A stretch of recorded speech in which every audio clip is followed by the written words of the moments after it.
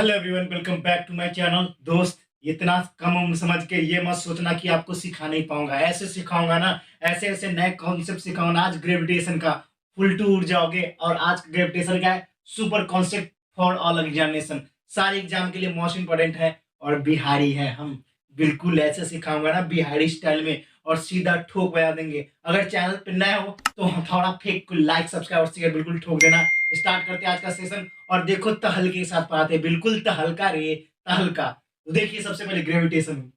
Gravitation होता क्या है? तो ग्रेविटेशन ऐसे समझिए। देखिए, कोई आदमी है, मान लीजिए मैं एक लड़का हूं, मैं भी किसी से अट्रैक्ट होता हूं ना, किसी से तो अट्रैक्ट होऊंगा हूं ना। एवरी बॉडी जो यूनिवर्स में जितना भी बॉडी है ना किसी ऑब्जेक्ट से अट्रैक्ट होता है। मतलब मान लीजिए मैं एक लड़का हूं, वो लड़की है, दोनों से अट्रैक्शन होती है ना। हर एक इंसान को किसी ना किसी से अट्रैक्शन जरूर होती है, उसी को बोलते हैं लव। उसी प्रकार ये ग्रेविटेशन है ना।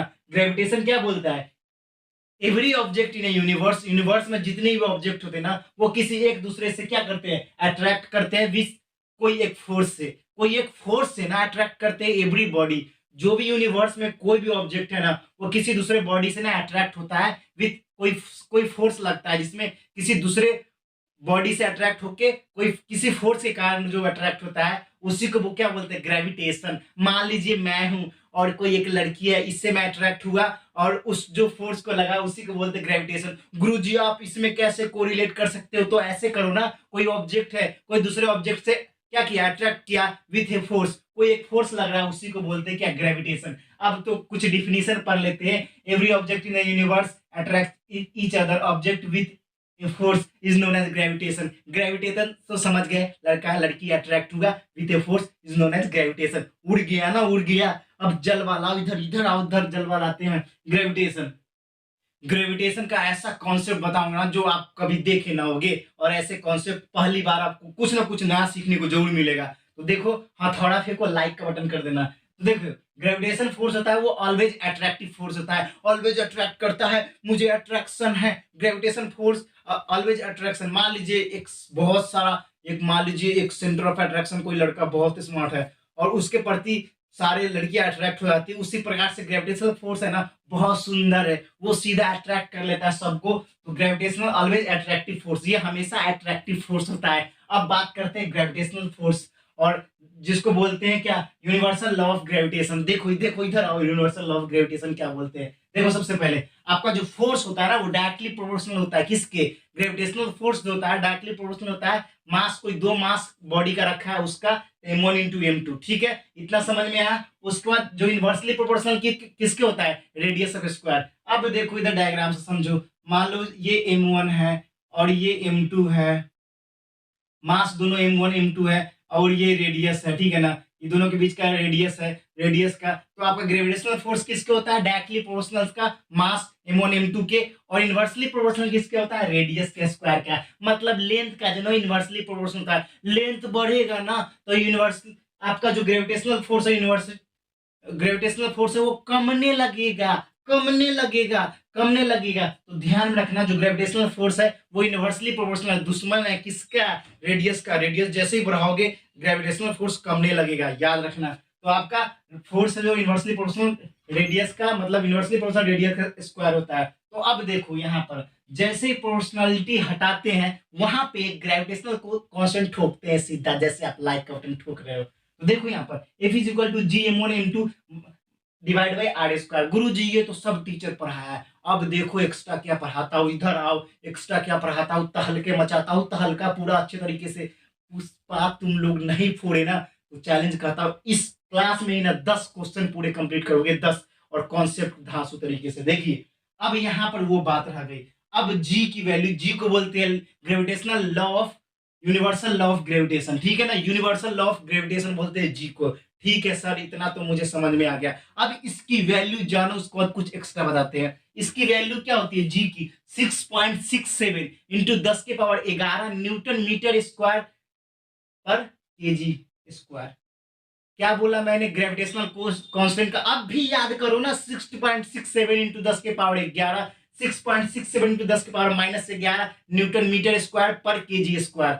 6.67 into 10⁻⁻11 newton metre square per KG square. याद कर लो, रट लो, सीधा दिमाग में डालो ना, ये कांस्टेंट है, कांस्टेंट है, कांस्टेंट है। अगर आपसे एग्जाम में सीजीएस से पूछता है, बच्चे की फट जाती है भाई। मैं तो हमेशा याद किया था 6.67 into 10⁻⁻11 newton metre square per KG square. मगर अब सीजीएस में क्या होगा भैया, बच्चे को सीजीएस में कन्वर्ट करना नहीं आता। टेंशन बिल्कुल भी ना लो, उसको भी देखो यहाँ पर उसका होता है 6.67 इंटू 10⁻⁻8 -8। सीजीएस में कब होता है, सेंटीमीटर ग्राम सेकेंड, मतलब आपको सेंटीमीटर में कन्वर्ट करना रहता है। तो मीटर को अगर सेंटीमीटर कन्वर्ट करेंगे तो क्या करेंगे बताओ, जल्दी से मल्टीप्लाई करोगे ना 10⁻3, 10 कितने से 3 से, 10 कितने से जल्दी बताओ। 1 मीटर को सेंटीमीटर कन्वर्ट करेंगे तो 10⁻2 से मल्टीप्लाई करेंगे तभी तो होगा ना। अरे भाई साहब, हाँ गुरुजी, मान लीजिए 1 मीटर इज इक्वल टू कितना सेंटीमीटर, 100 सेंटीमीटर। ऐसे ही तो तहलका मचेगा ना, तहलका मचेगा, बिल्कुल तहलका मचेगा। तो यहाँ पर देखो 6.67 इंटू 10⁻8 डाइन। न्यूटन का फोर्स का जो होता है यूनिट सीजीएस में वो डाइन होता है सेंटीमीटर स्क्वायर। मीटर का सेंटीमीटर स्क्वायर में कर दिया, और केजी का ग्राम स्क्वायर। ग्राम स्क्वायर मतलब केजी को ग्राम में लेते हैं, किस में याद रखना, सीजीएस में। पूरे ठोक बजा देंगे, इसको याद रखना है 6.67 इंटू 10⁻⁻8। उसके बाद आपका क्या हो जाएगा, आपका हो जाएगा डाइन सेंटीमीटर स्क्वायर पर ग्राम स्क्वायर। याद रखना तहलका। अब गुरुजी एक्स्ट्रा क्या है, एक्स्ट्रा तो एक ये बता दिया, अब एक्स्ट्रा आओ इधर आओ। कभी सोचे होगे जी की जो वैल्यू है ना, ये जी की वैल्यू है ना, ये जी की वैल्यू कौन सबसे पहले लैब में एक्सपेरिमेंट में दिया था, बताओ जल्दी से, ठोक बजा के जल्दी जल्दी से बताओ। पता है तो ठीक है, नहीं तो नया सिखाऊंगा, सीधा उड़ाओगे क्वेश्चन को। और ये क्वेश्चन है NDA, air force, navy, class 10th 11th 12 जितने भी बच्चे, जितने भी कॉम्पिटेटिव एग्जाम होते हैं ना इस पूरे वर्ल्ड में, उसमें पूछा जाता है। और याद रखना इस जी की वैल्यू ना कितना जाने कितने एग्जाम में पूछा गया, एसएससी लेकर बैंकिंग, रेलवे, सारे एग्जाम में। तो देखो इधर, value of G first determined by Cavendish. Cavendish के द्वारा ना लेबोरेटरी में ना ये जी की वैल्यू सबसे पहले डिटरमाइन की गई थी, किसके द्वारा, कैवेंडिश। वही कैवेंडिश, वो बहुत डिश खाती है कैवेंडिश, वो बहुत डिश खाती है कैवेंडिश, वो बहुत डिश खाती है कैवेंडिश। मतलब कैवेंडिश जो है ना, वैल्यू ऑफ जी का जो है ना, किसका, यूनिवर्सल लॉ ऑफ ग्रेविटेशन का सबसे पहले एक्सपेरिमेंट लैब में दिया था, कौन, कैवेंडिश। याद रखना, याद रखना, बहुत ज्यादा इंपॉर्टेंट, बहुत ज्यादा, हमेशा एग्जाम में पूछा गया। उसके बाद देखिए, और ग्रेविटेशनल फोर्स में एक ना फंडा है, बोलता है भाई हम तो हमेशा नीचे की तरफ लगेंगे, ऊपर से आएंगे नीचे ठोक देंगे, ठोक बजा देंगे, नीचे की तरफ लगेंगे हमेशा। तो याद रखना ग्रेविटेशनल फोर्स होता है ना, वो हमेशा डाउनवर्ड की तरफ लगता है, डाउनवर्ड की तरह। याद रखना ग्रेविटेशनल जो फोर्स होता है वो डाउनवर्ड की तरह लगता है, डाउनवर्ड हमेशा याद रखना, डाउनवर्ड ही लगेगा, ये ध्यान रखना, ठोक बजा देना। अब देखो भैया, इतना तो हो गया, गुरुजी बोर नहीं इनका होना है बिल्कुल। और क्वेश्चन देखोगे ना धड़ल्ले से उड़ाओगे सीधा, सारे कॉन्सेप्ट को ऐसे ऐसे उड़ाऊंगा ना सीधा, आप खुद नहीं समझ पाओगे। छोटा समझ के, बच्चा समझ के, छोटा समझे होगा, पूरा उड़ाएंगे तहल के तरीके से। अब देखो आते हैं डायमेंशनल फॉर्मूला की बात करते हैं। अब बोलोगे गुरुजी डायमेंशनल फॉर्मूला आपने लिख दिया m-1 L3 T-2, इसको आपने एक्सप्लेन नहीं किया। अबे भैया एक्सप्लेन भी ठोकूंगा, अभी एक्सप्लेन भी, जल्दी से इसको नोट डाउन करो, उसको इसको एक्सप्लेन में ठोकता हूँ, उसको फिर आपको बताते हैं। टेंशन बिल्कुल भी ना लो, हम भी है आपको सिखाने के लिए पूरे तैयार। जितनी क्लास बोलो कमेंट सेक्शन में ठोको, जितनी मैसेज करना है करो, मैं जरूर आपको क्लास, नए नए क्लास जितने भी टॉपिक के चाहिए बोल देना बस, ठीक है ना, इतने। अब देखो आपने नोट डाउन कर लिया होगा। अब यहाँ पर देखो भैया, यहाँ पर देखो, यहाँ पर देखो अब कैसे उड़ाते हैं क्वेश्चन को। और आपने इसका दोस्त यूनिट एंड डायमेंशन आपने पढ़ा होगा तो आपको निकालने आना चाहिए। मगर जो बच्चे को नहीं आता है ना, टेंशन लेने का नहीं, टेंशन देने का। देखो यहाँ पर हम फॉर्मूला पढ़े हैं जी m1 m2 बटा में r²। अब इसकी वैल्यू निकालनी है तो फोर्स गुने रेडियस का स्क्वायर हो जाएगा m1 इंटू m2, ठीक है ना। जी की निकालनी है डायमेंशनल फॉर्मूला, फोर्स का होता है LT-2, रेडियस का क्या होता है L² होता है, मास डबल है तो m² कर सकते हैं हम, क्योंकि मास दोनों का m ही होगा ना भाई, सीधा। तो देखो यहाँ पर, तो जी की वैल्यू निकालनी है, जी की वैल्यू क्या हो जाएगा m-1, उसके बाद L3 और T-2। अब देखो ना वही चीज मैं लिख रखा हूं, फिर भी आपको समझ में नहीं आती, प्रूफ बता दिया। अब बताओ, जल्दी जल्दी से लिखो, नोट डाउन कर लो, एग्जाम में ना जाने कितनी बार आपकी एग्जाम में इसका dimensional formula, NDA, air force, NEET,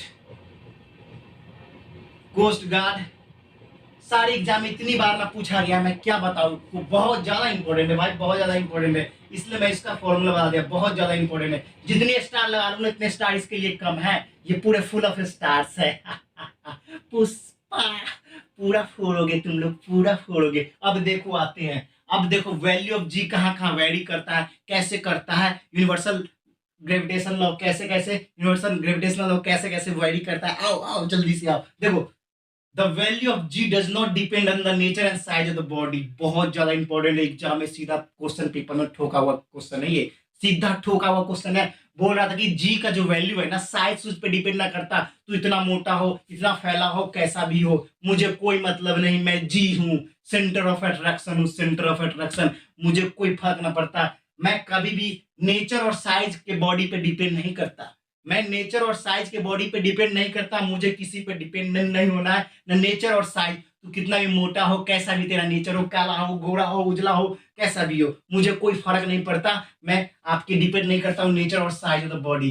देख रहे हो तहलका। अब देखो दूसरा, it does not depend, it does not depend on the nature of medium of the body. Nature, medium का नेचर पे भी डिपेंड नहीं करता। मैं बोला मैं भाई सेंटर ऑफ अट्रैक्शन हूँ ना, मैं डिपेंड करता हूँ नेचर, और न डिपेंड करता हूँ साइज, साइज पे न डिपेंड करता हूँ नेचर ऑफ मीडियम पे। मुझे कोई नहीं रोक सकता पुष्पा, तीनों पे मैं डिपेंड नहीं करता।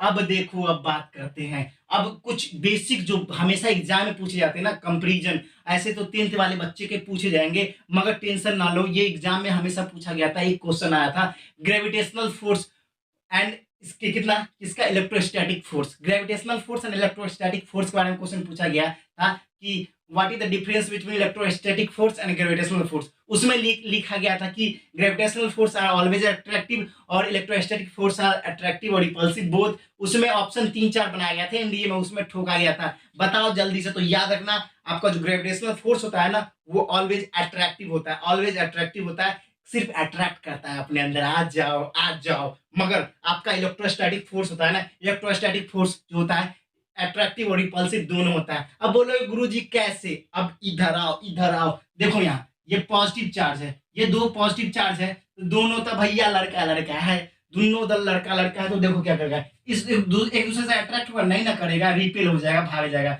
ना भैया हम तो पास नहीं आएंगे, हमको आने का मन नहीं है। तुम सेम चार्ज है, सेम चार्ज से कभी भी अट्रैक्शन नहीं होती है। अब देखो यहाँ पर, अगर यही पॉजिटिव निगेटिव हो जाए भैया, तो देखो ना पूरा चढ़ जाएगा, बोलेगा कि हम तो भाई तुमसे ही होंगे। अब पूरा देख रहा है, पॉजिटिव निगेटिव है तो अट्रैक्ट होगा। तो याद रखना, सेम चार्ज में जो होता है इलेक्ट्रोस्टैटिक फोर्स क्या होता है, सेम चार्ज में रिपेल कर जाता है, मगर अपोजिट चार्ज में अट्रैक्ट करता है, अट्रैक्ट करता है। ये भी प्रॉपर्टी है इसका, इलेक्ट्रोस्टैटिक्स, इलेक्ट्रोस्टैटिक्स फोर्स का, याद रखना। अब बात ये हो गई, गुरुजी ये तो समझा दिए, मुझे अच्छे से समझ में आ गया।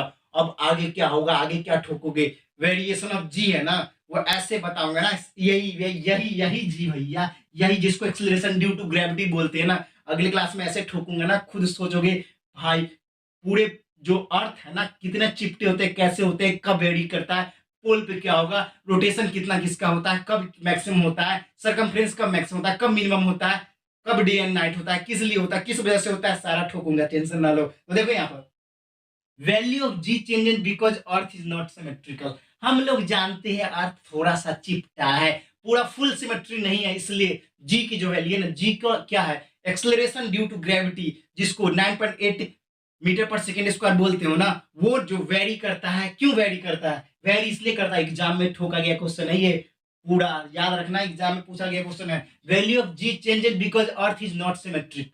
अर्थ जो है ना सिमेट्रिक नहीं है, अर्थ सिमेट्रिक नहीं है भैया, इसलिए जी की जो वैल्यू ना, एक्सेलरेशन ड्यू टू ग्रेविटी की वैल्यू ना, वो क्या करता है, चेंज होता है। देख रहे हो ना सारे कॉन्सेप्ट को कैसे ठोक रहा हूँ, सारे एग्जाम के लिए इंपॉर्टेंट है भैया, पूरे एग्जाम के लिए। इतनी सारी छोटी उम्र का देख के मजाक उड़ा रहे होगे, बिल्कुल नहीं। डोंट जज a book by its cover Pushpa, don't जज a book by its cover. दोस्तों अगर ये वीडियो आपको पसंद आया है तो हथौड़ा फेंक के लाइक सब्सक्राइब और शेयर बिल्कुल ठोक देना, बिल्कुल बिल्कुल ठोकना है। अगर चैनल पे नए हो तो सब्सक्राइब भी कर लेना, साथ में कमेंट सेक्शन में लिखो कि आपको ये वीडियो कैसा पसंद आया। फिर मिलेंगे नेक्स्ट वीडियो में, फिलहाल इतना ही। जय हिंद, जय भारत, वंदे मातरम, कोई नहीं है टक्कर में।